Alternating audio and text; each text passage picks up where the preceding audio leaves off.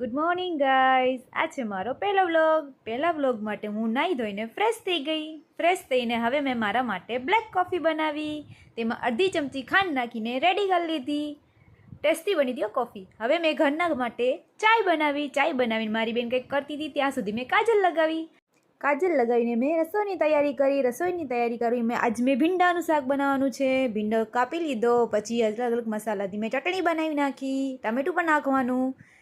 મસાલો નાખીને ચટણી તૈયાર કરીને પછી મેં વઘાર કરવાનો, જીરાનો વઘાર કરવાનો. પછી મસ્ત મજાની ભીંડાની સબ્જી બની ગઈ. હવે મેં લોટ લીધો, લોટ બાંધીને બરાબર મસ્ત લોટ તૈયાર કરી લીધો. તે પછી તેની મેં રોટલી કરી લીધી.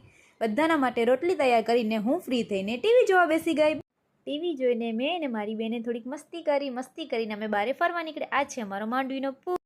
હું ધૂમની જેમ એક્ટિવા ચલાવતી હતી, પાછળ મારી બેન ડરી ડરીને બેઠી હતી. પછી આ રહ્યું આપણું માંડવી. હવે ધીમે ધીમે કરતાં આગળ પહોંચ્યા. આ છે આપણો માંડવીનો જૂનો પુલ.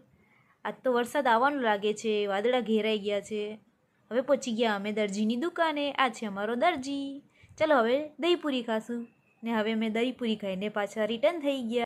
આજે તો રિટર્ન થવામાં રાત પડી ગઈ. પછી ઘરે આવીને થોડીક અમે મસ્તી કરી. આજનો મારો વ્લોગ કેવો લાગ્યો કમેન્ટ કરીને જરૂર જણાવજો. Good night guys.